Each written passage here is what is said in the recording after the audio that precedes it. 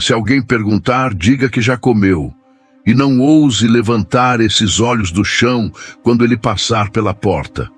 A sua insignificância é a única virtude que lhe resta, menina.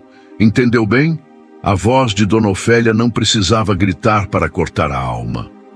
Era um tom baixo, sibilante, como o vento frio que entrava pelas frestas das janelas daquela cozinha imensa na fazenda Trindade. Ana apenas assentiu, apertando as mãos calejadas contra o avental encardido, sentindo o estômago roncar uma nota dolorosa de protesto. Havia um prato sobre a mesa de madeira maciça, mas não era para ela.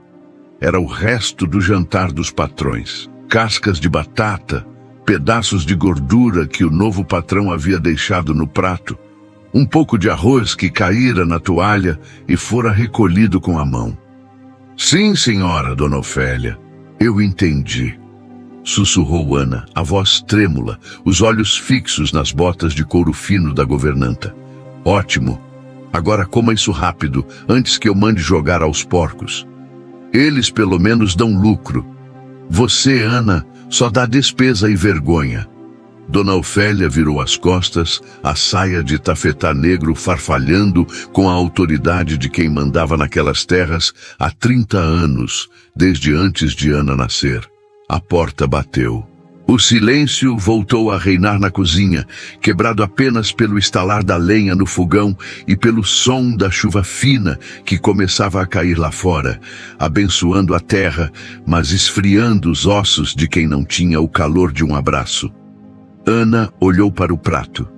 A fome não tem orgulho, minha gente. A fome é uma criatura antiga e cruel que mora dentro da gente e não aceita não como resposta. Com as mãos trêmulas, ela pegou aquele resto de comida. Não havia talheres para ela. Ana levou um pedaço de batata fria à boca, fechando os olhos para não ver a própria humilhação. Ela engoliu o choro junto com o alimento seco.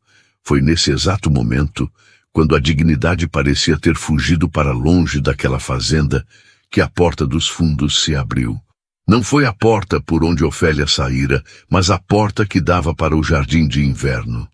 O som de botas pesadas, mas de passo firme, ecoou no ladrilho hidráulico. Ana congelou. O pedaço de pão amanhecido parou no meio do caminho até sua boca. Ela ergueu os olhos, contrariando a ordem, e o viu. Carlos, o herdeiro. O homem que havia passado 10 anos na capital estudando leis e que voltara para assumir o império da fazenda Trindade após a morte do pai. Ele estava ali, parado, com a camisa de linho branco levemente úmida pela chuva, os cabelos negros desalinhados e um olhar que Ana nunca tinha visto em ninguém daquela classe. Um olhar de choque misturado com uma tristeza profunda. Ele olhou para Ana, olhou para o prato de sobras reviradas, olhou para as mãos dela, sujas de fuligem do fogão, segurando a comida como se fosse um tesouro roubado. O que é isso? A voz de Carlos era grave, preenchendo o ambiente, mas não havia raiva nela. Havia incredulidade. Ana largou a comida no prato como se tivesse queimado os dedos. Ela se encolheu, tentando ficar menor do que já era, tentando desaparecer nas sombras projetadas pelo lampião a querosene. Perdão, Sr. Carlos, perdão. Eu estava com fome. A Dona Ofélia disse que eu podia. Eu não queria sujar a vista do senhor. Carlos deu 2 passos à frente. A luz do lampião iluminou seu rosto. Ele não parecia um patrão prestes a punir um servo. Ele parecia um homem vendo um crime contra a humanidade acontecer dentro de sua própria casa. Você está comendo... O que sobrou do meu prato? Ele perguntou, cada palavra saindo lenta, dolorosa. É comida boa, senhor. Eu agradeço. Deus abençoe a fartura da fazenda Trindade. Ana respondeu rápido, o medo fazendo seu coração bater na garganta. Carlos fechou os olhos por um segundo e respirou fundo. Quando os abriu, brilhavam. Não de lágrimas, mas de uma determinação feroz. Ele caminhou até a mesa, puxou uma cadeira, a cadeira que Dona Ofélia usava para vigiar as cozinheiras, e se sentou de frente para Ana. Pare, disse ele suavemente. Não coma mais isso, nunca mais. Mas, senhor, Qual é o seu nome? Ele a interrompeu, inclinando-se para a frente, ignorando a sujeira da mesa, ignorando a fuligem, ignorando o abismo social que existia entre o dono de 1000 alqueires de terra e a moça que dormia no quartinho dos fundos. Ana, senhor. Ana... Ele repetiu o nome, como se o testasse na língua. Ana, olhe para mim. Ela obedeceu, trêmula. Os olhos de Carlos eram da cor da terra fértil depois da chuva. Eram olhos que viam. Pela primeira vez em anos, Ana sentiu que alguém a via. Não como uma ferramenta de trabalho, não como um estorvo, mas como uma pessoa. Ninguém, nem um animal, deve comer o que foi descartado nesta casa enquanto eu for o dono, disse Carlos. E então fez algo impensável. Ele estendeu a mão e tocou levemente o braço de Ana. Você está tremendo. É de frio ou de medo?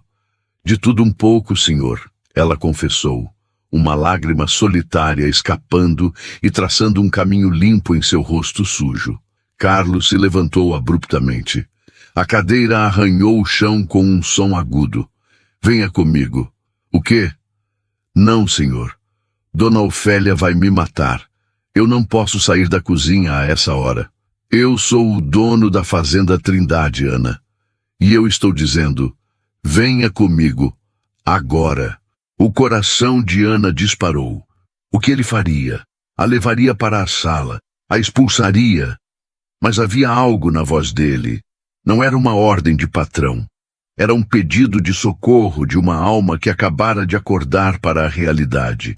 E foi ali, naquele instante suspenso entre o medo e a esperança, que o destino de Ana e Carlos foi selado.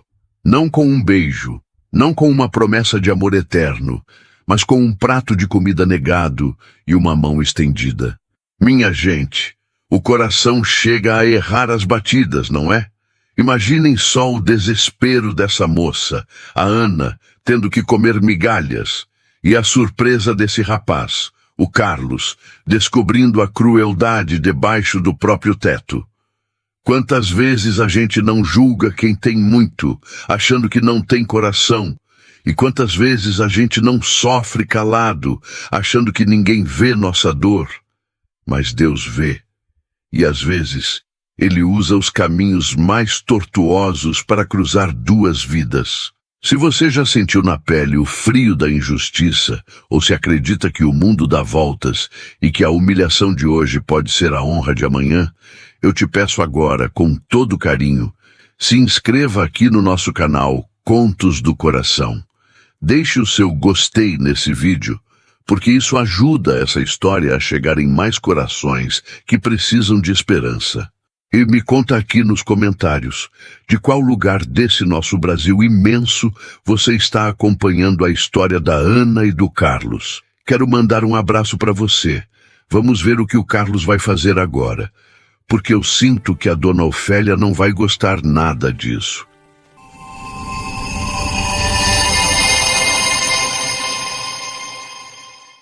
A fazenda Trindade não era apenas um pedaço de terra, era um reino. Situada no coração do interior, onde as colinas se desdobravam em ondas verdes até perder de vista, a propriedade era famosa por seu café, o Ouro Negro, que sustentava gerações da família de Carlos. A Casa Grande, um casarão colonial de paredes brancas e janelas azuis, erguia-se no topo da colina mais alta, vigiando o vale como um gigante adormecido. Mas, como todo reino, aquele também tinha seus porões escuros, e Ana conhecia bem a escuridão. Ana chegara à fazenda ainda menina, órfã de pai e mãe, trazida por um tio distante, que devia favores ao antigo coronel, pai de Carlos. Ela serve para o trabalho leve, dissera o tio antes de sumir na estrada poeirenta, deixando para trás uma menina de 12 anos com um vestido de chita desbotado e um par de olhos assustados. Desde então, Ana crescera entre as panelas, o tanque de lavar roupa e as ordens ríspidas de Dona Ofélia. Dona Ofélia, a governanta, era uma mulher seca, não só de corpo, mas de espírito. Viúva cedo, sem filhos, ela transferira toda a sua amargura para a administração da casa. Para ela, a ordem e a limpeza valiam mais do que a vida de qualquer empregado. E Ana, com sua juventude silenciosa e uma beleza que começava a despontar apesar da sujeira e dos trapos, era o alvo favorito de seu desprezo. Ofélia via em Ana algo que ela mesma perdera: a possibilidade de ser amada, a suavidade, a luz. E nada incomoda mais a escuridão do que uma fresta de luz. Carlos, por outro lado, era um mistério para Ana. Ele partira para a cidade grande quando ela ainda era uma criança. As notícias que chegavam eram de um jovem estudioso, sério, que preferia os livros às festas. Quando o velho coronel faleceu, há 3 meses, Carlos voltou. Mas voltou diferente do que todos esperavam. Não era arrogante, não gritava, não andava a cavalo chicoteando o ar. Ele era silencioso. Passava horas na biblioteca ou caminhando pelos cafezais, com aquele olhar distante de quem carrega um peso invisível. Diziam na cozinha que ele perdera uma noiva na capital, vítima de uma febre repentina. Diziam que ele voltara com o coração trancado. Mas Ana nunca ousara olhar para ele diretamente, até aquela noite. Voltando à cena na cozinha, a chuva lá fora engrossava, batendo com força nas telhas de barro. O som da água corrente parecia lavar o mundo, mas dentro daquela casa, a tensão era palpável. Carlos caminhava na frente, seus passos ecoando no corredor longo que ligava a área de serviço à sala de jantar principal. Ana o seguia, encolhida, tentando pisar leve para não sujar o tapete persa que cobria o assoalho encerado. Ela sentia vergonha de suas roupas, de seu cheiro de fumaça, de suas mãos ásperas. Ao chegarem à sala de jantar, a mesa ainda estava posta, embora o jantar já tivesse sido servido e recolhido. O lustre de cristal pendia do teto alto, suas velas projetando sombras dançantes nas paredes decoradas com quadros de ancestrais severos. "Sente-se", disse Carlos, apontando para uma das cadeiras de espaldar alto, estofada em veludo vermelho. "Senhor Carlos, por favor." Ana suplicou, as mãos juntas em prece. Se a Dona Ofélia me vir sentada na cadeira do patrão..." "A Dona Ofélia trabalha para mim, Ana, e esta casa é minha. Sente-se." Ana sentou-se na ponta da cadeira, pronta para pular e correr a qualquer momento. O veludo era macio, quente. Ela nunca tinha sentido algo tão nobre em sua pele. Carlos foi até o aparador. Havia uma fruteira de prata cheia de frutas da estação e uma travessa coberta com um pano de linho. Ele levantou o pano. Pães frescos, broas de milho, queijo curado. Ele pegou um prato de porcelana fina, daqueles que Ana só tocava para lavar com extremo cuidado, sob ameaça de desconto no salário se quebrasse, e começou a servir. Ele colocou 2 fatias grossas de queijo, um pedaço generoso de broa e uma maçã vermelha e brilhante. Depois, serviu um copo de leite fresco de uma jarra de cristal. Ele colocou o prato na frente de Ana. "Coma", disse ele. "Coma como uma pessoa, não como uma sombra." Ana olhou para a comida. O cheiro do queijo e da broa invadiu suas narinas, fazendo sua boca salivar de uma forma dolorosa. Ela olhou para Carlos. Ele estava encostado no aparador, braços cruzados, observando-a. Não havia pena no olhar dele. Havia justiça. "Por que o senhor está fazendo isso?" ela perguntou, a voz saindo num fio. Carlos suspirou.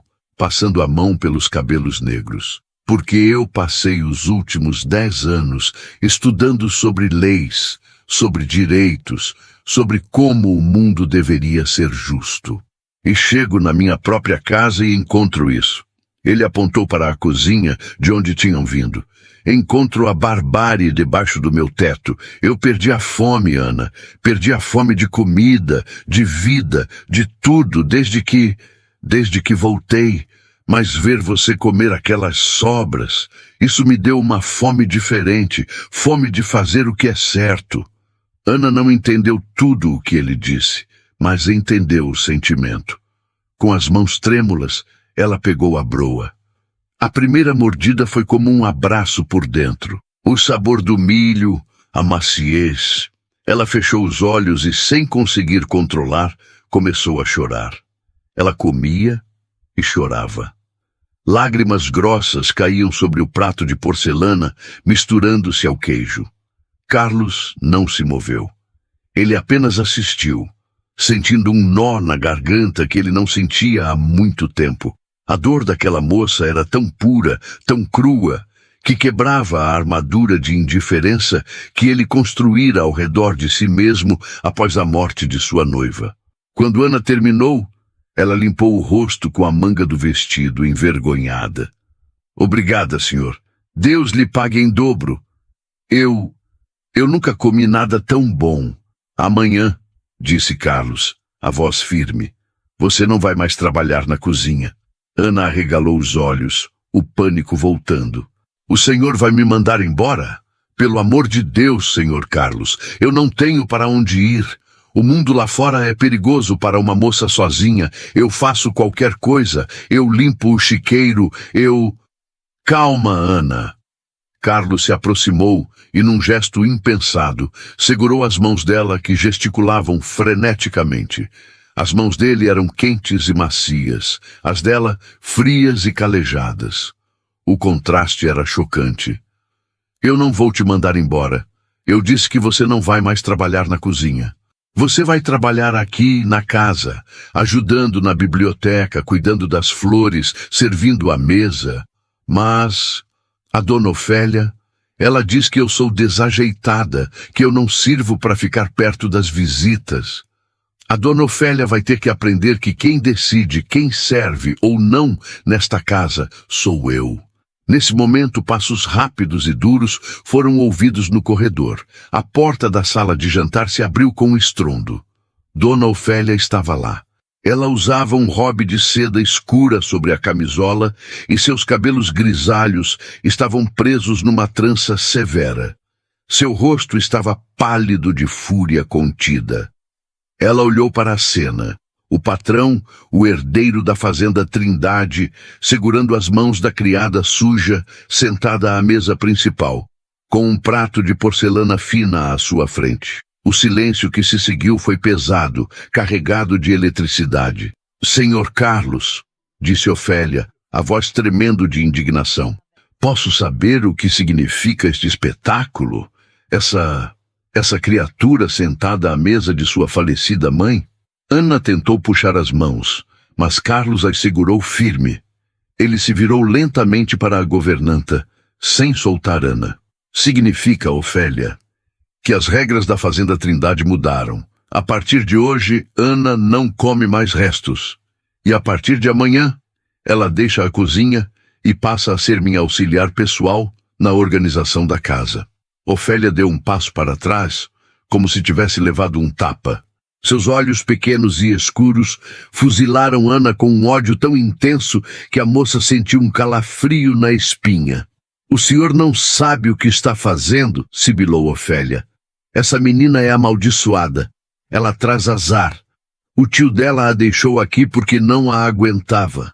Ela tem sangue ruim, senhor Carlos. Misturar-se com essa gente, isso vai manchar o nome da família. O que mancha o nome da minha família, Ofélia, é a crueldade, retrucou Carlos, soltando as mãos de Ana e ficando de pé, impondo toda a sua altura. E eu não vou tolerar mais crueldade aqui. Prepare um quarto para ela. Um quarto de hóspedes. Um quarto de hóspedes? Ofélia quase gritou. Para a lavadora de pratos? Para a Ana. E se a senhora não estiver satisfeita com as minhas ordens, Ofélia, a estrada é a mesma que a trouxe aqui há 30 anos. Ofélia apertou os lábios até ficarem brancos. Ela sabia quando tinha perdido uma batalha, mas a guerra estava longe de acabar. Ela olhou para Ana uma última vez, um olhar que prometia vingança silenciosa, lenta e dolorosa. Como o senhor desejar, disse ela, com uma reverência zombeteira. Mas não diga que eu não avisei. Quando a desgraça bater à porta, lembre-se desta noite. Ofélia girou nos calcanhares e saiu, deixando um rastro de perfume antigo e rancor no ar. Ana estava paralisada. Um quarto de hóspedes? Auxiliar pessoal. Aquilo parecia um sonho, mas o medo de Ofélia era um pesadelo bem real. Senhor, ela vai me odiar para sempre, sussurrou Ana. Deixe que ela odeie, disse Carlos, olhando para a porta por onde a governanta saíra. O ódio dela não pode te tocar enquanto eu estiver aqui. Agora vá. Vá para o seu quartinho hoje. Pegue suas coisas. Amanhã é um novo dia. Ana se levantou, as pernas bambas. Ela fez uma reverência desajeitada. Obrigada, Sr. Carlos. Obrigada. Ela correu para a cozinha, o coração batendo descompassado. Enquanto atravessava o corredor escuro, ela não conseguia parar de pensar nos olhos de Carlos. Pela primeira vez em sua vida, Ana sentiu que não estava sozinha no mundo, mas também sentiu o peso da ameaça de Dona Ofélia. Sangue ruim, ela dissera. Ana não sabia o que aquilo significava, mas sabia que a governanta faria de tudo para provar que estava certa. Naquela noite, deitada em seu catre duro no quartinho dos fundos, ouvindo a chuva, Ana não dormiu. Ela tocou a mão que Carlos havia segurado. Ainda parecia quente. Enquanto isso, no andar de cima, Carlos observava a chuva da janela de seu quarto. Ele acendeu um charuto, algo que raramente fazia.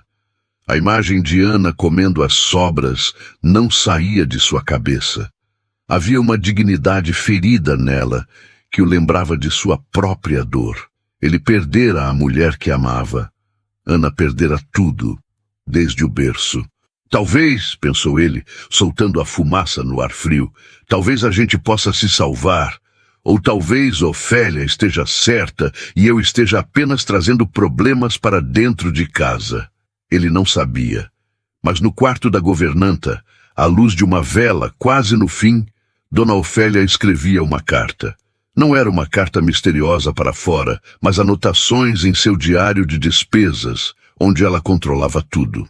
Mas na última página, ela escreveu apenas uma frase, com a letra tremida de raiva. A erva daninha deve ser cortada pela raiz antes que sufoque a flor. Ana não ficará aqui até a próxima lua cheia. O dia seguinte amanheceu com um sol pálido, tentando romper as nuvens cinzentas. A fazenda Trindade acordava com o canto dos galos e o mugido do gado no pasto. O cheiro de café recém-coado invadia a casa grande, mas dessa vez Ana não estava na beira do fogão coando-o.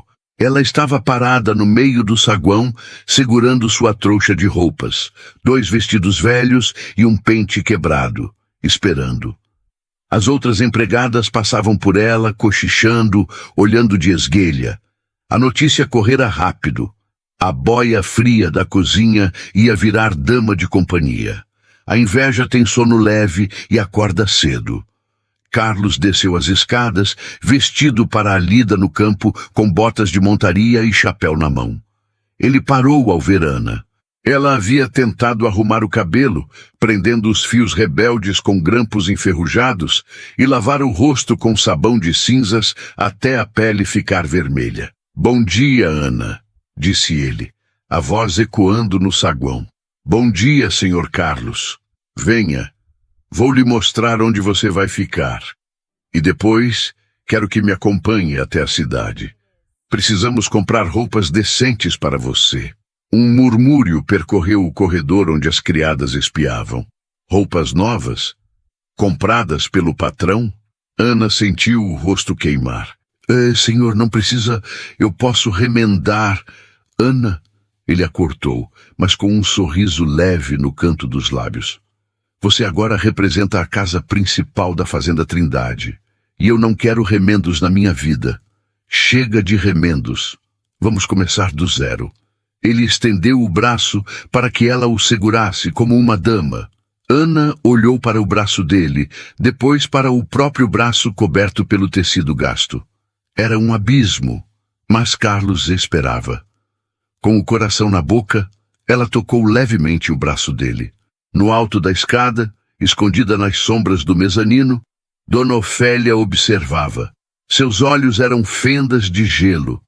Ela viu o toque, viu o sorriso tímido de Ana. E viu a proteção no gesto de Carlos. Aproveite enquanto dura, menina, sussurrou Ofélia para as sombras. Porque o tombo de quem sobe alto é sempre maior. E eu vou garantir que você se quebre em 1000 pedaços. O que Ana e Carlos não sabiam era que a Fazenda Trindade guardava segredos nas paredes e que Dona Ofélia conhecia cada um deles. Segredos sobre o passado da família de Carlos, e talvez segredos sobre a própria origem de Ana, que nem ela mesma conhecia. Enquanto a charrete se preparava para levá-los à cidade, o vento mudou de direção, trazendo o cheiro de tempestade. O amor podia estar nascendo do improvável, mas o ódio já estava enraizado, esperando apenas a primeira gota de chuva para florescer em espinhos. E assim, a charrete partiu, levantando poeira na estrada de terra vermelha, levando um homem que buscava redenção e uma mulher que buscava sobrevivência, sem saberem que estavam, na verdade, indo de encontro ao maior desafio de suas vidas. A estrada de terra que ligava a Fazenda Trindade à vila mais próxima era ladeada por ipês, que naquela época do ano explodiam em um amarelo vibrante, cobrindo o chão como um tapete dourado tecido pelos anjos. Mas Ana não via a beleza da paisagem. Sentada no banco da charrete ao lado de Carlos, ela mantinha as mãos apertadas no colo, os nós dos dedos brancos de tanta tensão. O balanço do veículo fazia seu ombro roçar levemente no braço dele de vez em quando, e a cada toque ela sentia um choque elétrico percorrer sua espinha, uma mistura de pavor e um fascínio proibido. Carlos, por sua vez, mantinha os olhos fixos no horizonte, guiando o cavalo com mãos firmes e experientes. O silêncio entre eles não era vazio, era cheio de palavras não ditas, de perguntas que pairavam no ar poeirento. Você nunca veio à vila, Ana? Perguntou ele sem desviar o olhar da estrada, sua voz grave quebrando o transe da moça. Ana sobressaltou-se. Só quando cheguei, senhor, com meu tio. Mas eu era pequena e estava chorando muito. Não vi nada. Depois disso, Dona Ofélia dizia que lugar de criada era dentro dos muros, que a rua era perdição. Carlos trincou o maxilar. A cada nova revelação sobre a vida de Ana, a imagem de Ofélia se tornava mais monstruosa em sua mente. Como alguém podia prender um pássaro e convencê-lo de que o céu era perigoso? A rua não é perdição, Ana. A rua é o mundo. E o mundo pertence a todos, não só a quem tem sobrenome. Eles chegaram à vila pouco antes do meio-dia. Era um lugarejo simples, com casas caiadas de branco e uma igreja matriz imponente no centro da praça. O movimento parou quando a charrete dos Trindade estacionou em frente ao armazém de secos e molhados do Sr. Tobias. Homens tiraram os chapéus, mulheres cochicharam atrás de leques improvisados. Ver o jovem Carlos Trindade já era um evento. Vê-lo acompanhado de uma moça com roupas de criada no banco da frente e não na caçamba de carga era um escândalo silencioso. Carlos desceu e, ignorando os olhares, deu a volta e estendeu a mão para Ana. Venha. Ana hesitou. O chão de paralelepípedos parecia queimar. Ela sentia os olhares das pessoas como agulhas em sua pele. Eles sabem, pensou ela. Sabem que eu não sou ninguém. Sabem que estou suja. Mas a mão de Carlos continuava ali, firme, esperando. Ela segurou. Ao descer, tropeçou levemente na barra da saia gasta e Carlos a amparou pela cintura por um breve segundo. Foi o suficiente para o burburinho na praça aumentar. Dentro do armazém, o cheiro de bacalhau, fumo de rolo e tecidos novos misturava-se num aroma que, para Ana, era o cheiro da riqueza. O Sr. Tobias, um homem baixo e calvo com um bigode encerado, correu para atendê-los, secando as mãos no avental. Senhor Carlos, que honra! A que devemos a visita? O senhor precisa de ferramentas? Sementes? Preciso de vestidos, Tobias, para a senhorita Ana. O comerciante olhou para Ana de cima a baixo, com um esgar de desprezo que não conseguiu disfarçar a tempo. Para! Ela? Tobias soltou uma risada nervosa. Senhor Carlos, com todo respeito, temos tecidos de algodão cru nos fundos, ótimos para uniformes de criadagem, baratinho e dura que é uma beleza. O ar no armazém esfriou. Carlos deu um passo à frente, aproximando-se do balcão. Sua voz baixou um tom, tornando-se perigosamente calma. Eu não pedi uniforme, Tobias. Eu pedi vestidos. E não quero o que está nos fundos. Quero ver o que o senhor tem de melhor. Tecidos leves, cores claras e sapatos. Ela precisa de sapatos que não machuquem os pés. O Sr. Tobias engoliu em seco, percebendo o erro. O dinheiro dos Trindade sustentava metade daquele comércio. Claro, perdão, senhor. Por aqui, por favor. A hora seguinte foi um borrão para Ana. Ela foi levada para um canto da loja onde os tecidos finos ficavam expostos. Carlos não entendia de moda feminina, mas entendia de dignidade. Ele apontou para um tecido azul claro, da cor do céu de manhã, e outro de um tom creme suave, com pequenas flores bordadas. Esse azul, disse ele, combina com... Ele parou, olhando para Ana, que estava encolhida num canto. Combina com a liberdade. Quando Ana saiu do provador improvisado, vestindo o vestido azul, o armazém silenciou. O corte era simples, mas o tecido caía suavemente sobre seu corpo magro, realçando uma elegância natural que os trapos escondiam.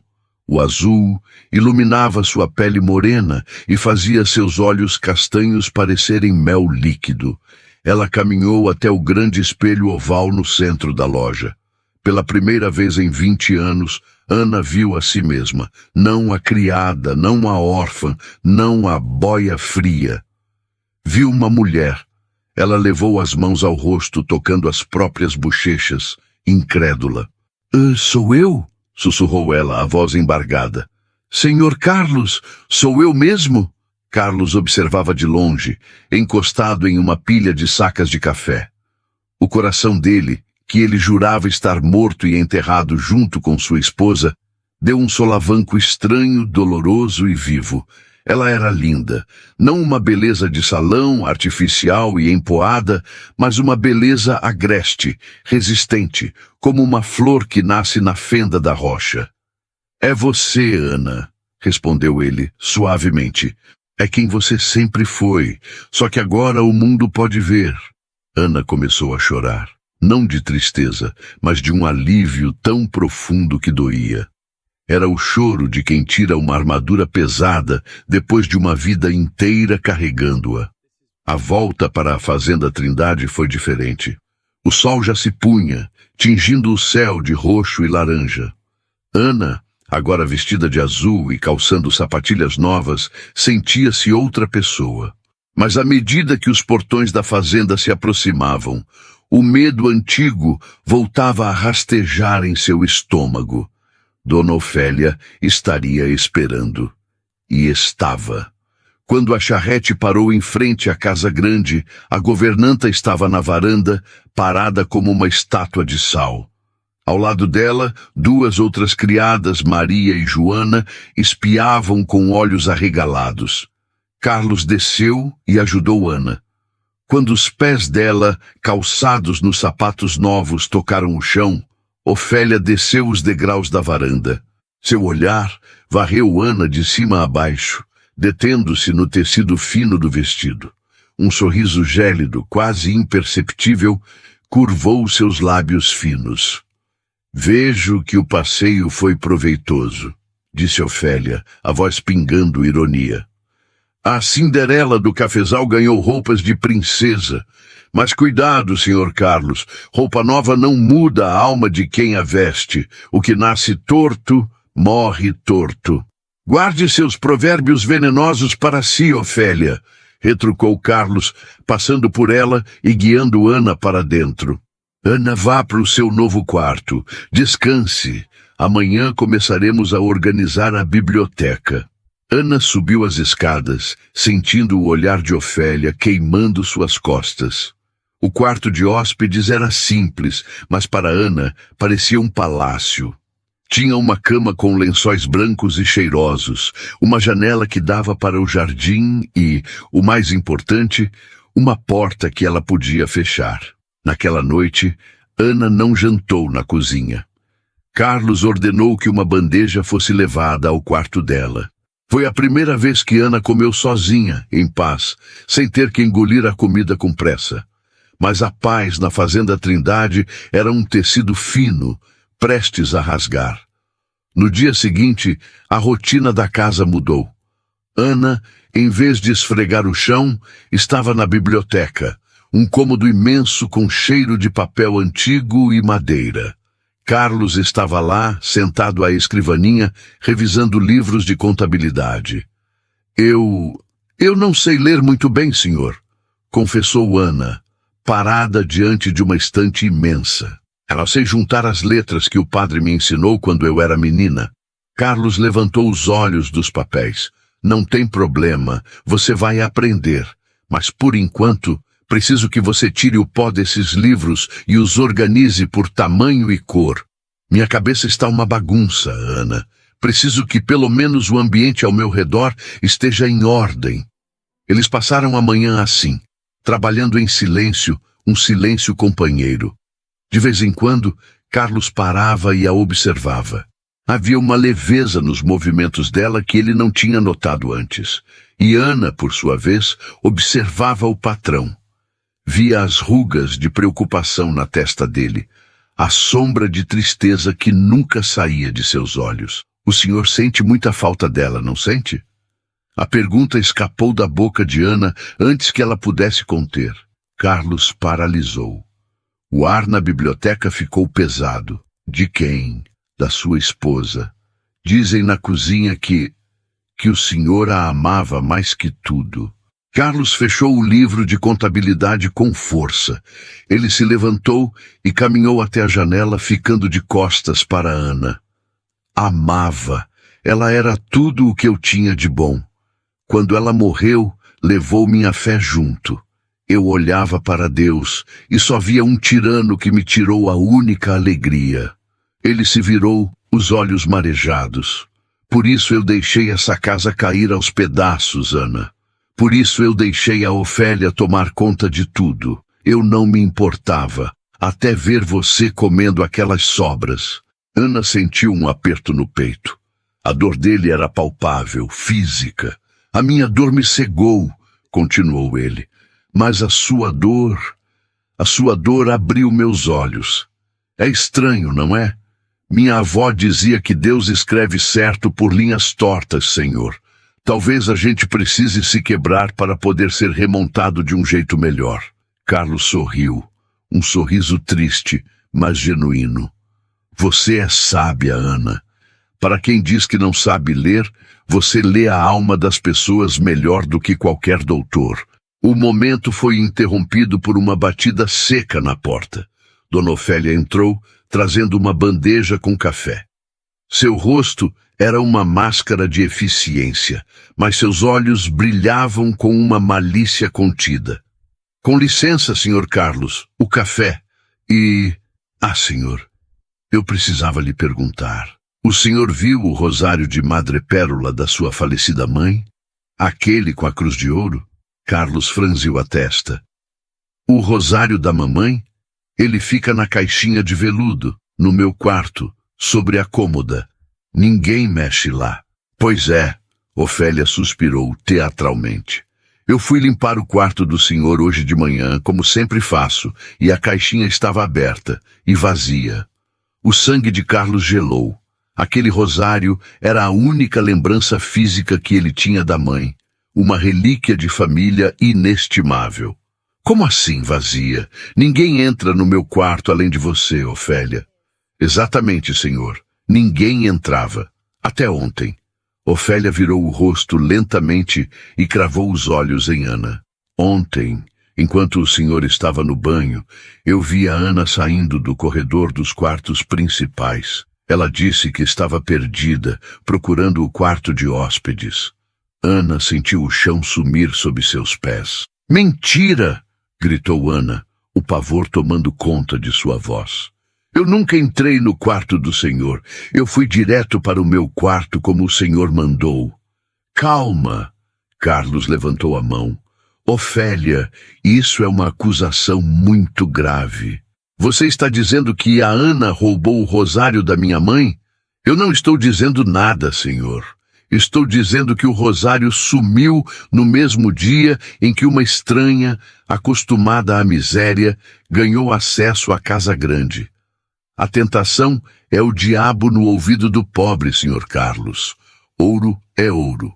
Carlos olhou para Ana. Ela estava pálida, tremendo, com os olhos arregalados de terror. Não pode ser, pensou ele. Ela não faria isso. Mas a semente da dúvida, plantada com maestria por Ofélia, começou a germinar. Ele conhecia a miséria humana. Sabia que a fome e o desespero faziam pessoas boas cometerem atos impensados. Ana, Carlos começou, a voz vacilante. Você viu esse rosário? Não, senhor. Eu juro pela alma da minha mãe, eu nunca vi. Eu nem sei o que é madrepérola. Então não haverá problema se revistarmos o quarto dela, não é? Sugeriu Ofélia, com um sorriso vitorioso nos lábios. Se ela é inocente, nada será encontrado e eu pedirei perdão de joelhos. Ana olhou para Carlos, suplicando com o olhar que ele a protegesse, que ele acreditasse nela sem precisar daquela humilhação. Mas Carlos era um homem da lei, um homem de provas, e o medo de ter perdido a lembrança da mãe falava mais alto naquele momento. Vamos revistar o quarto, decidiu Carlos, a voz dura. O cortejo fúnebre seguiu até o quarto de hóspedes. Ana ia atrás, chorando silenciosamente. Ofélia ia na frente, marchando como um general. Ao entrarem no quarto, tudo parecia em ordem. O vestido novo estava dobrado sobre a cadeira, a cama feita. Ofélia foi direto para a pequena cômoda ao lado da cama. Abriu a primeira gaveta. Nada. Abriu a segunda. Nada. Então ela se abaixou e olhou debaixo do colchão. O que é isto aqui? Disse Ofélia, puxando algo que estava mal escondido entre o estrado e o colchão de palha. Ela ergueu a mão. Pendurado em seus dedos, brilhando à luz do sol que entrava pela janela, estava o rosário de madrepérola com a cruz de ouro. O mundo de Ana parou. O som sumiu. Ela só via o brilho do ouro e o rosto de Carlos se transformando. Carlos olhou para o objeto, depois para Ana. A expressão dele não era de raiva. Era pior. Era de decepção. Uma decepção profunda, devastadora, de quem abriu a porta de casa e do coração para ser traído. Ana, ele sussurrou, a voz quebrada. Por quê? Eu te dei tudo. Te dei comida, te dei roupas, te dei dignidade.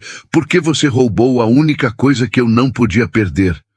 Eu não roubei! Ana gritou, caindo de joelhos. Eu juro, senhor Carlos. Eu nunca vi isso. Ela colocou aí. Foi ela. Ana apontou para Ofélia, mas a governanta mantinha uma expressão de choque perfeitamente ensaiada, levando a mão ao peito. Eu? Valha-me Deus! O senhor está vendo, senhor Carlos? Além de ladra, é mentirosa e caluniadora.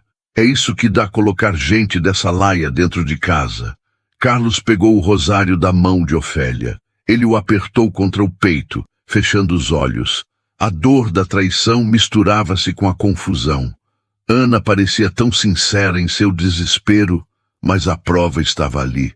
Saia, disse Carlos, sem olhar para Ana. Senhor, por favor, saia! O grito de Carlos fez as vidraças tremerem.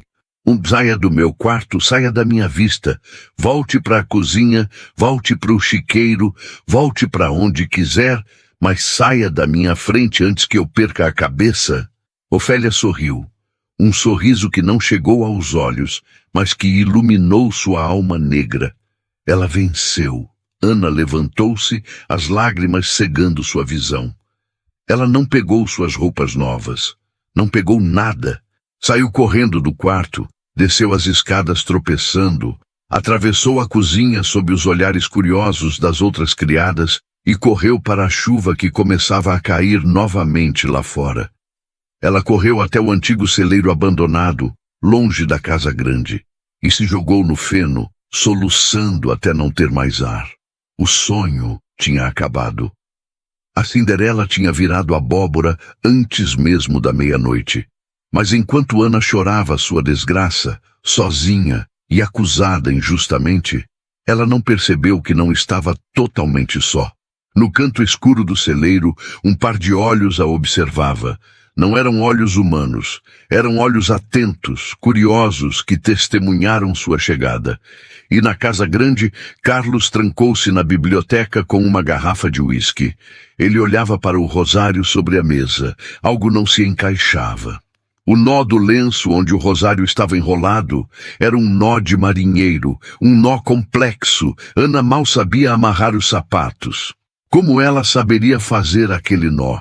A dúvida, pequena e persistente, começou a roer a certeza de Carlos, mas o orgulho ferido gritava mais alto. Lá fora, a tempestade se armava, refletindo o caos no coração dos dois protagonistas. E Dona Ofélia, em seu quarto, acariciava uma chave antiga que trazia no pescoço. A chave de um segredo muito maior do que um simples roubo. Um segredo que envolvia o nascimento de Ana e o passado da fazenda Trindade. Turma bem bastarda, sussurrou Ofélia, apagando a vela. O seu inferno está apenas começando. O celeiro da fazenda Trindade era um lugar de sombras e cheiro de feno envelhecido. A chuva, que antes parecia uma bênção, agora soava como um castigo, martelando o telhado de zinco com uma fúria que impedia qualquer pensamento de paz. Ana estava encolhida num canto, sobre um monte de palha seca, abraçando os próprios joelhos. O vestido azul, aquele que horas antes a fizera sentir-se uma rainha, agora estava manchado de lama e lágrimas. Uma lembrança cruel de um sonho que durou menos que o orvalho da manhã. Ela não sentia frio apenas na pele. O frio maior vinha de dentro. Era o gelo da injustiça. Como Deus podia permitir aquilo? Ela que sempre rezara, que sempre aceitara seu destino de cabeça baixa, agora era jogada na lama como uma ladra. Por que, meu Deus? Sussurrou ela para a escuridão. O que eu fiz para merecer tanto ódio? Foi então que uma voz rouca, arrastada como pedras no leito de um rio, respondeu das sombras. Não foi Deus quem fez isso, menina. Foi a maldade dos homens. E a maldade de uma mulher que tem o diabo no lugar do coração. Ana deu um pulo, o coração disparando. Das sombras emergiu uma figura curvada, apoiada num cajado de madeira. Era o velho Tião, o funcionário mais antigo da fazenda. Tião cuidava dos cavalos e vivia ali, num quartinho anexo ao celeiro. Ele tinha a pele enrugada como casca de árvore e olhos que, apesar da catarata, pareciam ver além do óbvio. Seu Tião... O senhor me assustou. O velho se aproximou mancando e estendeu uma caneca de esmalte fumegante. Beba. É café com garapa. Vai esquentar a alma. Ana pegou a caneca com as mãos trêmulas. O calor do líquido desceu queimando, mas trazendo um conforto imediato. "O senhor acredita em mim, seu Tião?" perguntou ela, a voz embargada. "Todo mundo diz que eu roubei." Tião soltou uma risada seca, sem humor. "Roubou? Você não tem coragem nem de roubar um ovo da galinha, menina. Eu conheço gente e conheço cobra." Ele se sentou num fardo de feno de frente para ela. "Eu vi, Ana." Ana parou com a caneca a meio caminho da boca. "Viu o quê?" "Vi a Dona Ofélia entrando no seu quarto hoje de manhã, logo depois que você saiu para a biblioteca com o patrãozinho. Ela olhava para os lados, igual gambá quando vai entrar no galinheiro. Ela levava algo na mão, enrolado num lenço. Os olhos de Ana se encheram de lágrimas novamente, mas dessa vez de alívio. Alguém sabia. Ela não estava louca. "O senhor viu? Então o senhor pode contar para o seu Carlos. Ele vai acreditar no senhor, ele respeita o senhor." Tião baixou a cabeça, o peso dos anos curvando ainda mais seus ombros. "O patrãozinho está cego, menina. Cego pela dor da mãe, cego pela lábia daquela bruxa. Se eu falar, ela me expulsa. E eu sou velho, Ana. Não tenho para onde ir. Morro se sair daqui." O silêncio caiu pesado entre eles. Ana entendeu. A coragem é um luxo que nem todos podem pagar. Ela não podia exigir que aquele velho arriscasse seu teto por ela. "Eu entendo, seu Tião. Obrigada pelo café. Mas escute", disse o velho, levantando um dedo nodoso. "A mentira tem perna curta, mas o passo é rápido. A verdade é manca, mas sempre chega. O patrãozinho não é bobo. Ele tem o sangue do pai, mas tem o coração da mãe. Dê tempo ao tempo. E não saia daqui. Se você fugir, vai parecer culpa. Fique, aguente. A tempestade sempre passa." Enquanto isso, na casa grande, a tempestade parecia ter se instalado dentro da biblioteca. Carlos estava sentado na poltrona de couro, o rosário de madrepérola sobre a mesa, ao lado da garrafa de uísque que ele mal tocara. Seus olhos estavam fixos no lenço onde o rosário fora encontrado. O nó. Aquele maldito nó. Carlos pegou o lenço e o desfez. Depois tentou refazê-lo. Seus dedos, acostumados a canetas e livros, atrapalhavam-se. Aquele não era um nó comum. Era um nó de pescador, um nó que apertava quanto mais se puxava. "Ana mal sabe amarrar o avental", pensou ele. "Como ela faria um nó desses?" A dúvida era uma semente que Ofélia não conseguira arrancar. Carlos levantou-se, inquieto. Ele precisava de respostas. Saiu da biblioteca e subiu as escadas, indo em direção ao quarto de Ofélia. Ele não bateria. Ele era o dono daquela casa. Ao girar a maçaneta, encontrou a porta trancada. "Ofélia!" chamou ele. "Já vai, senhor Carlos." A voz dela veio abafada, seguida de barulhos de gavetas sendo fechadas às pressas. Quando a governanta abriu a porta, estava com o robe de seda e um sorriso nervoso. "O senhor precisa de algo? Um chá para acalmar os nervos? Foi um dia difícil descobrir que a gente cria cobras. Onde você aprendeu a dar nós, Ofélia?" Carlos perguntou de supetão, entrando no quarto sem pedir licença. Ofélia piscou confusa. "Nós? Que pergunta é essa, senhor? Eu sou governanta, sei dar nós em lençóis, em cortinas." "Não, falo de nós de marinheiro, nós de pescador." Aquele nó no lenço que estava com o rosário. A máscara de Ofélia vacilou por 1/1000 de segundo. Seus olhos desviaram para um retrato antigo sobre a cômoda, a foto de um homem com o uniforme da marinha mercante. Seu falecido marido. Meu marido me ensinou, o senhor sabe, há muitos anos. Mas o que isso tem a ver? A menina deve ter aprendido com algum vagabundo na estrada antes de vir para cá. Gente dessa laia aprende todo tipo de artimanha. A explicação era plausível, mas o instinto de Carlos gritava que não. Ele olhou ao redor do quarto. Estava impecável, como tudo o que Ofélia tocava. Mas havia algo, um cheiro de papel queimado. Ele olhou para a lareira apagada, mas viu cinzas recentes. O que você estava queimando, Ofélia? Papéis velhos, senhor, contas antigas. Limpeza, o senhor sabe que eu gosto de tudo em ordem. Carlos a encarou. Havia um muro entre eles, um muro feito de 30 anos de serviços prestados e uma confiança que agora estava rachada. Eu vou descobrir a verdade, Ofélia, e se eu descobrir que você armou para aquela menina, não haverá estrada longa o suficiente para você fugir da minha ira. Ofélia ergueu o queixo, recuperando a arrogância. O senhor está cansado. O luto e a bebida estão lhe turvando o juízo. Vá dormir, senhor Carlos. Amanhã, quando a ladra tiver ido embora, a paz voltará a reinar nesta casa. Carlos saiu batendo a porta. Ele não conseguia dormir. A imagem de Ana de joelhos, jurando inocência, queimava em sua mente mais do que o uísque. A noite avançou e a chuva se transformou em tempestade. Raios cortavam o céu, iluminando os pastos como se fosse dia claro por breves segundos. O vento uivava, sacudindo as janelas da casa grande. No celeiro, Ana não dormia. O barulho era ensurdecedor. De repente, entre um trovão e outro, ela ouviu algo. Não era o vento, era um relincho, um grito de animal em pânico. Ela se levantou e correu até a porta do celeiro. O velho Tião já estava lá, tentando vestir uma capa de chuva rasgada. — O que foi, seu Tião? — O riacho transbordou. A cerca do piquete dos potros cedeu. Tem animal na água. Sem pensar duas vezes, sem lembrar que estava descalça, sem lembrar que fora expulsa, Ana correu para a chuva. — Menina, volta! É perigoso!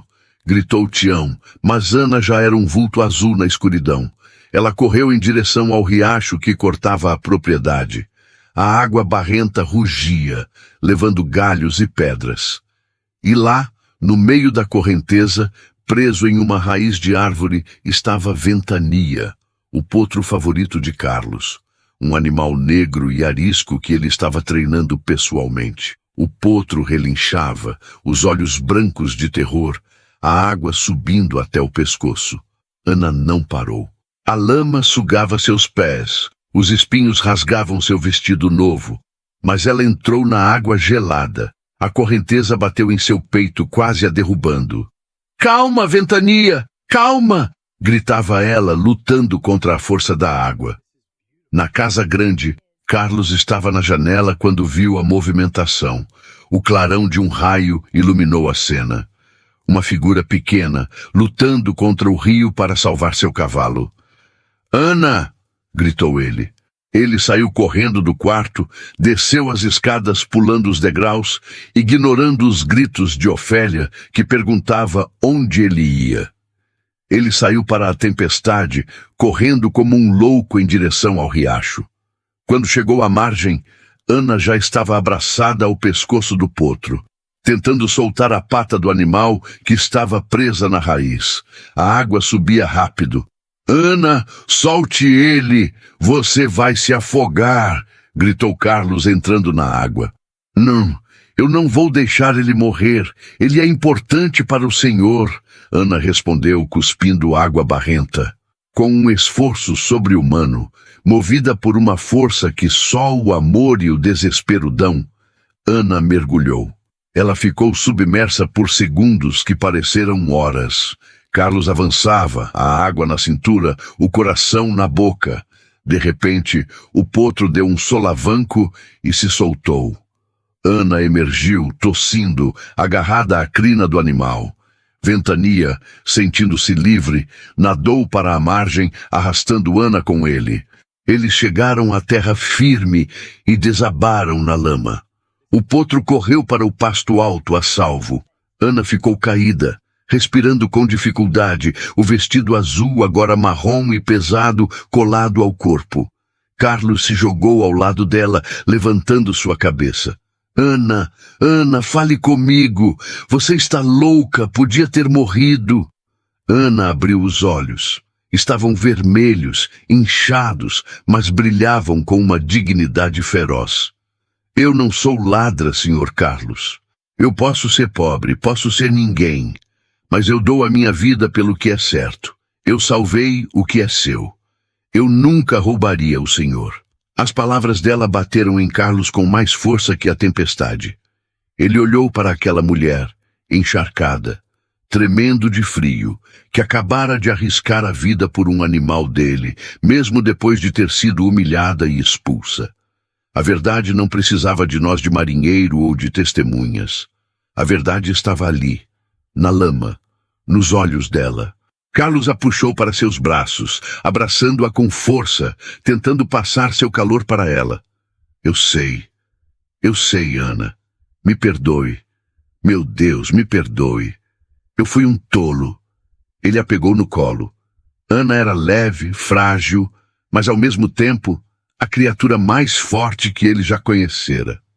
Vamos para casa, disse ele. Eu não posso... A Dona Ofélia não manda mais nada. Eu mando, e eu estou levando você para casa. Carlos caminhou de volta para a casa grande, carregando Ana nos braços, a chuva lavando a lama de seus corpos, mas não a vergonha que ele sentia de si mesmo. Quando entraram na cozinha, molhando todo o chão, as criadas gritaram de susto. Dona Ofélia apareceu no topo da escada de serviço, segurando um candelabro. Ao ver Carlos com Ana nos braços, seu rosto se contorceu numa máscara de ódio puro. O que significa isso? Gritou Ofélia. O senhor traz essa ratazana molhada de volta para dentro, depois de ela ter roubado a memória da sua mãe? Carlos parou. Ele olhou para cima, para a mulher que o criara, e viu pela primeira vez a verdadeira face dela. Cale a boca, Ofélia. Prepare água quente e roupas secas. Agora. Eu não vou servir essa ladra. Ofélia desceu um degrau, desafiadora. Se o senhor insistir nessa loucura, eu vou embora. E levo comigo o que sei. Carlos estreitou os olhos. E o que você sabe? Ofélia sorriu, um sorriso cruel e vitorioso. O senhor acha que ela apareceu aqui por acaso? Acha que o tio dela a deixou aqui por caridade? Ofélia desceu mais um degrau, a voz baixando para um sussurro venenoso que ecoou na cozinha silenciosa. Pergunte a ela, Sr. Carlos. Pergunte a ela o nome da mãe dela. Ou melhor, pergunte por que ela tem a mesma marca de nascença no ombro que o seu pai tinha. O silêncio que se seguiu foi absoluto. Nem a chuva lá fora parecia ousar fazer barulho. Ana, nos braços de Carlos, estremeceu. Eu não sei do que ela está falando, senhor. Eu não tenho marca nenhuma. Só uma manchinha de café com leite. Carlos olhou para Ana. O vestido rasgado no ombro revelava a pele. E lá, pequena e discreta, estava uma mancha marrom clara, em formato irregular. A mesma marca que seu pai, o coronel Trindade, tinha. A mesma marca que Carlos não herdara, mas que conhecia bem. Carlos sentiu as pernas fraquejarem. Ele olhou para Ofélia, que mantinha o sorriso triunfante. O que você está dizendo, Ofélia? A voz de Carlos era um fio. Estou dizendo, Sr. Carlos, que você está segurando nos braços a prova viva da traição do seu pai. Essa menina não é uma criada qualquer. Ela é sua irmã. A bastarda que o seu pai tentou esconder do mundo e que agora voltou para roubar o que é seu por direito. O mundo girou ao redor de Carlos. Irmã? Aquela moça por quem ele começava a sentir algo que ia muito além da gratidão, algo que fazia seu sangue ferver, era sua irmã? Ana olhou para Carlos, os olhos arregalados de pavor. Não, não pode ser. Senhor, eu não sabia. Ofélia soltou uma gargalhada seca. O sangue não nega, Sr. Carlos. Agora escolha. Ou você a expulsa de vez e enterra esse segredo na lama de onde ela veio, ou você a aceita e mancha a memória da sua mãe para sempre com a prova da infidelidade do seu pai. Carlos olhou para Ana, olhou para a Marca, olhou para Ofélia. Ele estava num precipício.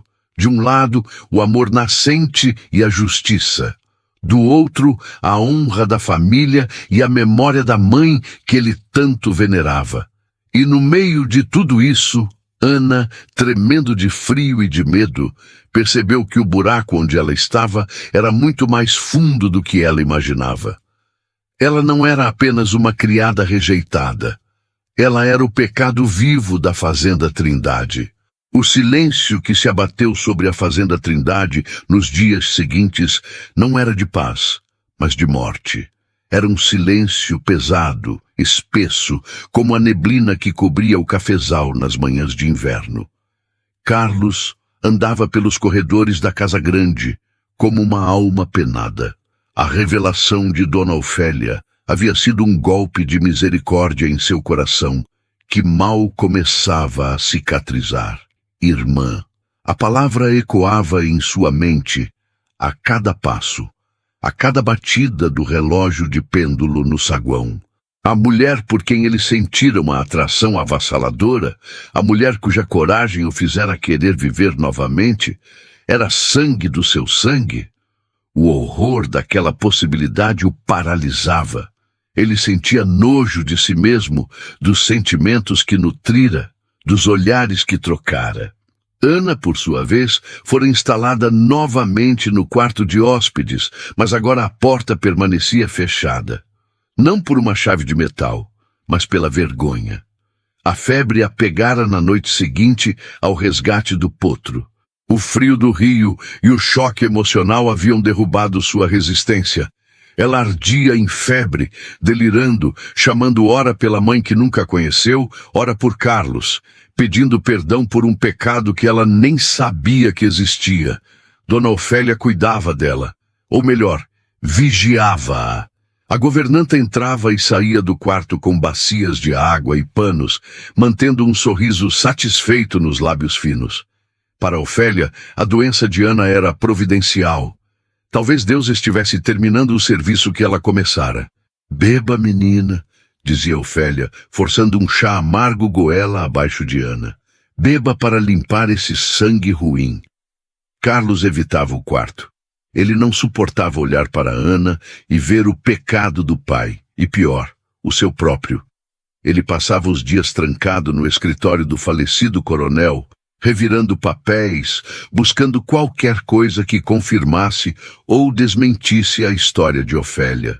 Mas os registros eram vagos. O pai fora um homem reservado. Na terceira noite, a febre de Ana piorou. Os gemidos dela atravessavam as paredes e chegavam aos ouvidos de Carlos como facas. Ele não aguentou. A humanidade nele falou mais alto que a vergonha. Ele subiu as escadas e entrou no quarto. O cheiro de cânfora e doença impregnava o ar. Ana estava pálida, suando frio, os cabelos grudados na testa. Ofélia estava sentada numa cadeira de balanço, tricotando, indiferente ao sofrimento. Como ela está? Perguntou Carlos, a voz rouca. Está pagando os pecados, senhor, respondeu Ofélia, sem levantar os olhos das agulhas. A natureza cobra. O sangue fraco não aguenta o tranco. Carlos ignorou a governanta e se aproximou da cama. Ele tocou a testa de Ana. Estava fervendo. Carlos! Sussurrou Ana, num delírio, abrindo os olhos vidrados. Não me deixe ir. Eu não queria ser sua irmã. Eu queria ser sua. A frase morreu num suspiro doloroso. Carlos sentiu o coração se partir em 1000 pedaços. Ele retirou a mão bruscamente, como se tivesse se queimado. Ofélia, chame o médico da vila, agora. O doutor Almeida não vem a essa hora, com essa estrada cheia de lama. E para quê? Para tratar de uma bastarda? Deixe a natureza seguir seu curso, Sr. Carlos. É melhor para todos. Se ela for, o segredo vai com ela. A frieza daquela mulher foi o estopim. Carlos agarrou Ofélia pelo braço, levantando-a da cadeira. Você fala da morte dela como se fosse um alívio. Onde está a sua alma, mulher? Minha alma está limpa, Senhor. Eu protejo o nome dos Trindade há 30 anos. O Senhor é que está cego por essa coisinha suja. Carlos a soltou com nojo. Saia daqui, eu vou cuidar dela. E amanhã, assim que o sol nascer, eu vou até a vila. Não atrás do médico, mas atrás do Padre Bento. Ele batizou todo mundo nesta região. Se o meu pai teve uma filha bastarda, o padre sabe. O medo passou pelos olhos de Ofélia, rápido como um raio, mas Carlos viu. O padre está velho, Gagá. Não lembra nem o nome dos santos, desdenhou ela, tentando recuperar a compostura. Veremos. Saia. Carlos passou a noite velando Ana. Ele trocava as compressas frias, segurava a mão dela quando os pesadelos vinham. Ele rezava. Pela primeira vez em anos, Carlos rezava de verdade. Não pedia milagres, pedia a verdade. Senhor, se for pecado amá-la, arranque esse sentimento de mim. Mas não a deixe morrer. Ao amanhecer, a febre cedeu um pouco. Ana dormia um sono exausto. Carlos montou em seu cavalo e partiu para a vila, deixando o velho peão de guarda na porta do quarto de Ana, com ordens expressas para não deixar Ofélia entrar. A cavalgada até a vila foi frenética. Carlos chegou à igreja matriz coberto de barro. O Padre Bento, um senhor de 80 anos com a pele fina como papel, estava na sacristia, polindo um cálice. Padre! Carlos entrou ofegante. Preciso que o senhor consulte os livros de batismo. Agora. O padre ajeitou os óculos, surpreso. Calma, filho. Que aflição é essa?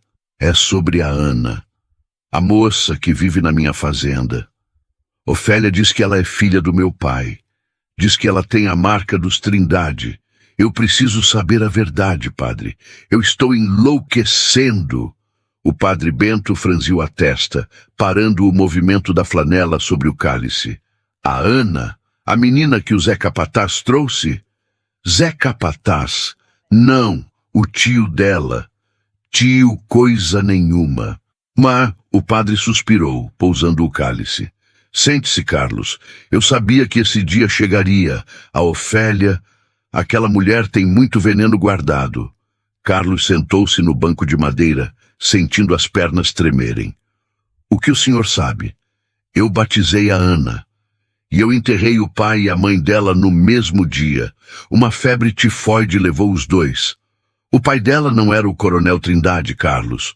O pai dela era o José, o capataz que salvou a vida do seu pai numa tocaia, lembra? Carlos lembrou. Era uma história que o pai contava sempre. José, o homem que se jogou na frente de uma bala para salvar o patrão. Mas... e a marca? Insistiu Carlos. Ofélia disse que ela tem a mesma marca de nascença no ombro que meu pai tinha. Eu vi a marca, padre.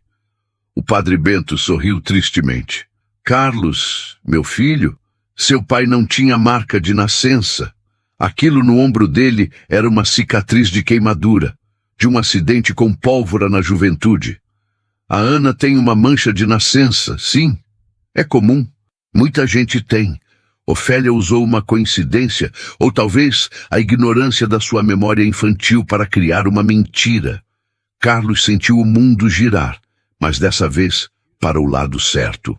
O peso de 1000 toneladas saiu de suas costas. Então, ela não é minha irmã? Não, Carlos. Ela é filha de um herói que morreu por sua família. Seu pai, o coronel, prometeu criar a menina como filha. Ele a amava muito. Dizia que ela era a luz que faltava na casa depois que você foi estudar fora. Mas Ofélia era apaixonada pelo seu pai, Carlos.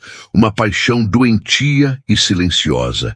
Ela via na pequena Ana o amor que o coronel dedicava a outra pessoa, mesmo que fosse um amor paternal. Quando o coronel morreu, Ofélia jogou a menina na cozinha e inventou essa história de tio distante para humilhá-la. E agora inventou o parentesco para afastar você. Carlos levantou-se. A fúria que sentia agora não era quente, era fria, calculista e implacável. Obrigado, padre. O senhor acabou de salvar 2 vidas. A volta para a fazenda foi diferente. Carlos não sentia mais o cansaço, nem a lama. Ele sentia urgência. Ele precisava chegar a Ana, precisava pedir perdão de joelhos, precisava dizer que a amava, que ela era livre, que ela era dele se ela o quisesse. Quando ele entrou galopando no pátio da Fazenda Trindade, o sol já estava alto. Ele pulou do cavalo ainda em movimento e correu para a casa. «Ofélia!» gritou ele, sua voz ecoando como um trovão no saguão. A governanta apareceu no topo da escada, com sua postura rígida de sempre. Mas ao ver o rosto de Carlos, algo nela vacilou. Ela viu que ele sabia. «Onde ela está?» perguntou Carlos, subindo os degraus de 2 em 2.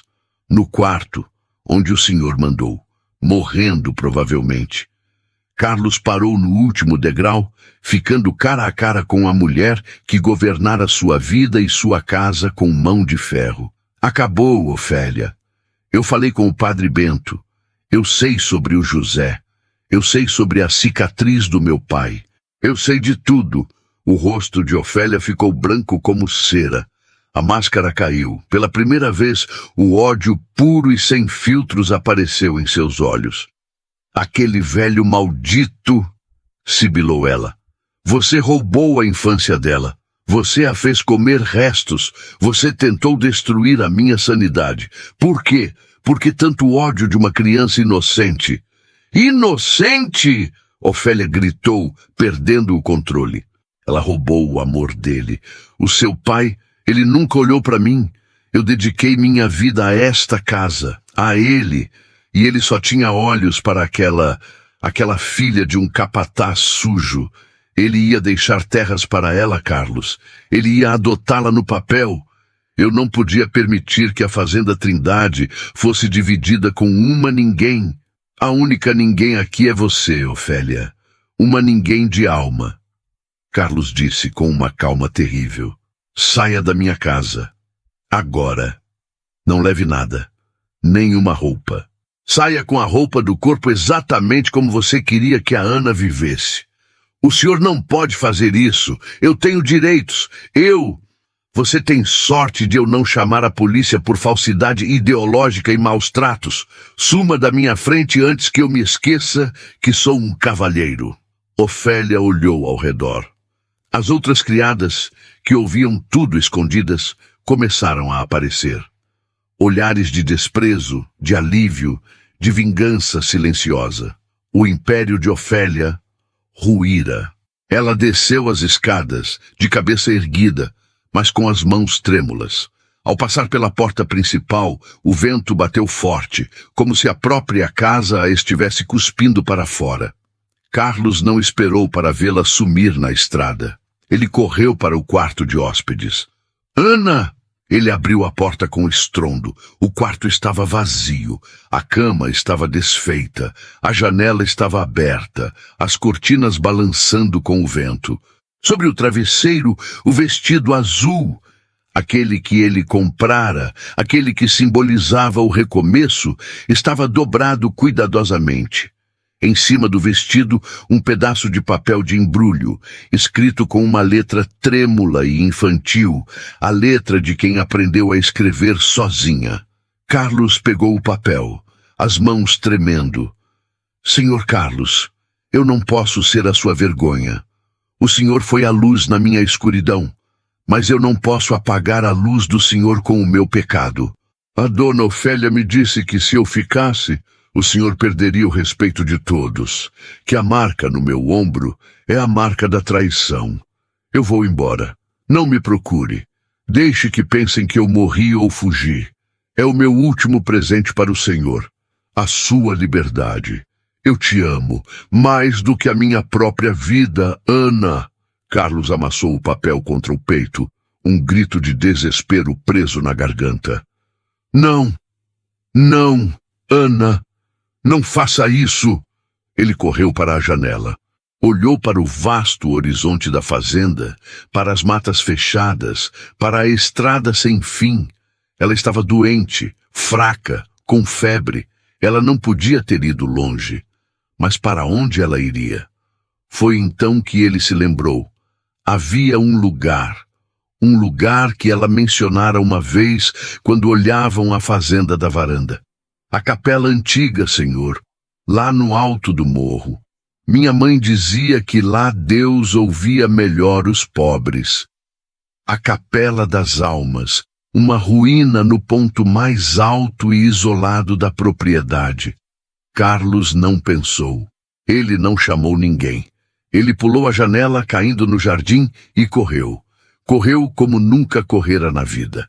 O céu começava a escurecer novamente, nuvens pesadas se formando.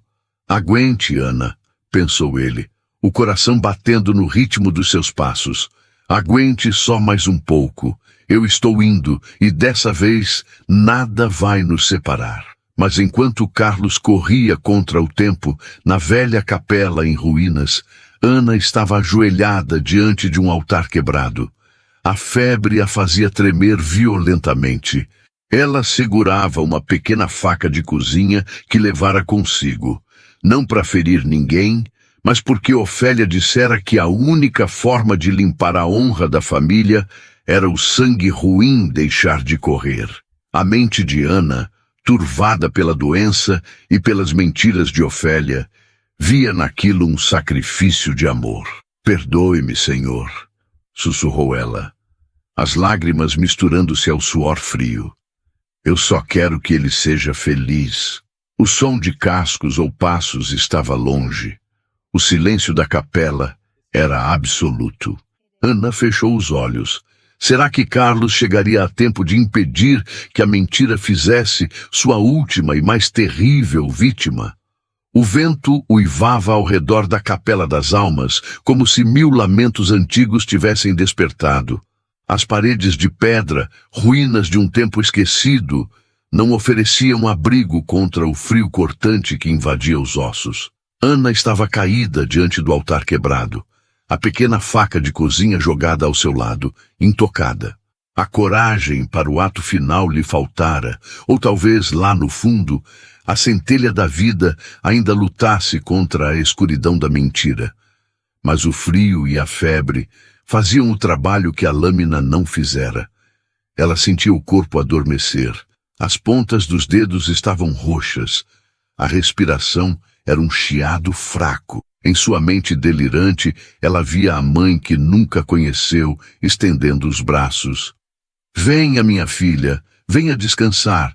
O fardo é pesado demais. Eu estou indo, sussurrou Ana, os lábios rachados mal se movendo. Senhor Carlos, seja feliz. Foi nesse instante, no limiar entre o aqui e o além, que um estrondo rompeu o som da tempestade. A porta velha da capela foi escancarada com um chute. Uma silhueta surgiu contra a luz dos relâmpagos. Um homem encharcado, com o peito arfando de exaustão, mas com a postura de um guerreiro que desafia a própria morte. Ana! O grito de Carlos preencheu a capela, mais alto que o trovão. Ele correu até o altar, caindo de joelhos ao lado dela. Quando tocou o rosto de Ana, sentiu o gelo da morte se aproximando. Não, não, não!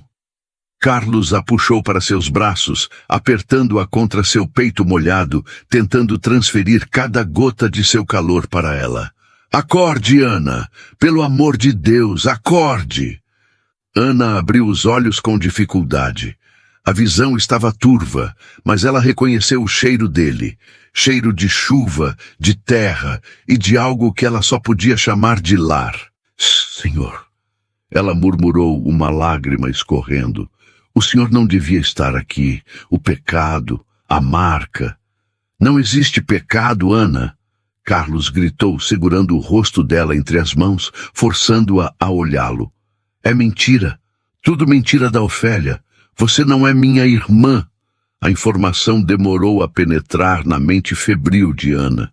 O quê?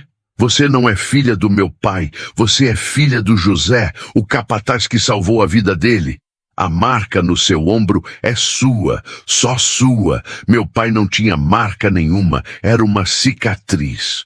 Ofélia inventou tudo porque tinha inveja, porque meu pai amava você como filha, mas nunca amou ela. Ana piscou, as lágrimas quentes começando a lavar o terror de seus olhos. Eu não sou sangue do seu sangue? Não, você é sangue de herói, Ana. E você é a mulher que eu amo. Você ouviu? Eu te amo. Não como irmão, mas como homem. E eu não vou deixar você morrer por uma mentira. Carlos a ergueu nos braços, ignorando o cansaço, ignorando a dor nos músculos. Ele a carregou para fora da capela, para a tempestade que agora parecia diminuir, como se a verdade tivesse acalmado os céus. Ele a colocou sobre seu cavalo e montou atrás dela, protegendo-a com seu corpo durante todo o caminho de volta. Quando chegaram à casa grande, a cena era outra. Não havia mais o silêncio da morte. As janelas estavam iluminadas. O velho Tião e as outras criadas esperavam na varanda, com cobertores e água quente. Ofélia já não estava lá. Sua sombra havia sido banida para sempre. Carlos entrou com Ana nos braços, e dessa vez ninguém olhou com desprezo. Olharam com esperança. Cuidem dela, ordenou Carlos, sua voz embargada. Cuidem dela como se fosse a rainha desta casa, porque ela é. Os dias que se seguiram foram de uma luta silenciosa. A pneumonia tentou levar Ana, mas o amor é um remédio poderoso. Carlos não saiu do lado dela. Ele lia para ela, segurava sua mão, contava histórias sobre o pai dela, histórias que o Padre Bento lhe contara. Ele devolveu a Ana não apenas a saúde, mas a sua história, a sua identidade. Quando a febre finalmente cedeu, numa manhã de domingo ensolarada, Ana acordou e viu Carlos dormindo na poltrona ao lado da cama, segurando sua mão. Ela apertou os dedos dele levemente. Carlos acordou num sobressalto. Ao ver os olhos de Ana límpidos, sem a névoa da doença, ele sorriu. Um sorriso que iluminou o quarto mais do que o sol lá fora. "Bom dia, minha valente", disse ele. "Bom dia, Carlos", respondeu ela, sem o senhor. A barreira havia caído. "Eu tenho algo para você." Carlos tirou do bolso uma pequena caixa de veludo. Dentro não havia um anel de diamantes, mas algo muito mais valioso. O rosário de madrepérola de sua mãe.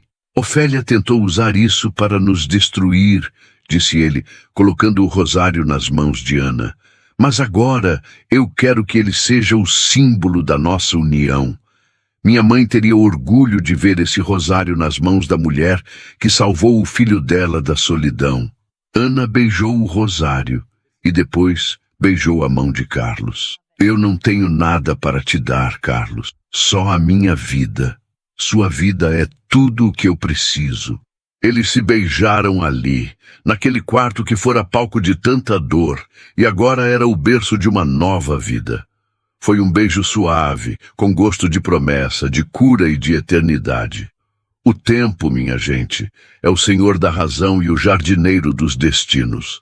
5 anos se passaram na Fazenda Trindade, e quem visse aquele lugar hoje não reconheceria a terra triste de outrora.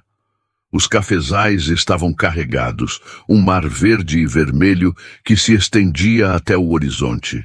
O jardim da Casa Grande, antes abandonado, agora era uma explosão de cores, cuidado pessoalmente pela senhora da casa. Ana estava na varanda, observando o pôr do sol. Ela usava um vestido de linho branco, simples, mas elegante. Seus cabelos estavam soltos, balançando com a brisa suave. Ela não tinha mais aquele olhar assustado de bicho acuado. Seus olhos brilhavam com a serenidade de quem sabe quem é e onde pertence. "Ah, mamãe! Mamãe!" Um menino de 4 anos, com cabelos negros como os de Carlos e olhos cor-de-mel como os de Ana, veio correndo pelo gramado, segurando um filhote de cachorro. Cuidado, José, não aperte o bichinho, riu Ana, agachando-se para abraçar o filho. O pequeno José, nomeado em honra ao avô herói que ele não conheceu, era a alegria da casa. Ele tinha a energia do pai e a doçura da mãe. Carlos apareceu logo atrás, vindo do trabalho no campo.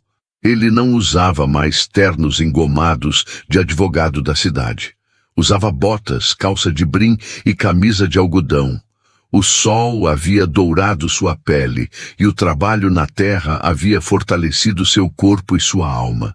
Ele se aproximou e abraçou Ana e o filho, formando um nó que ninguém, nem a maior das tempestades, poderia desatar. O velho Tião disse que a colheita deste ano vai ser a maior da história, disse Carlos, beijando o topo da cabeça de Ana. Deus é bom, respondeu ela. E a Ofélia? Perguntou Carlos, num tom mais baixo, como se o nome fosse uma sombra antiga. Soube alguma coisa? Ana suspirou, olhando para o horizonte. O padre Bento disse que a viu na cidade vizinha. Está vivendo de favor num quartinho nos fundos da igreja. Sozinha, amargurada. Dizem que ela fala sozinha, repetindo que a fazenda é dela. Carlos balançou a cabeça. O castigo dela é a própria companhia. Nós temos algo que ela nunca teve e nunca terá. Paz. Ana se levantou e pegou a mão do marido. Vamos entrar.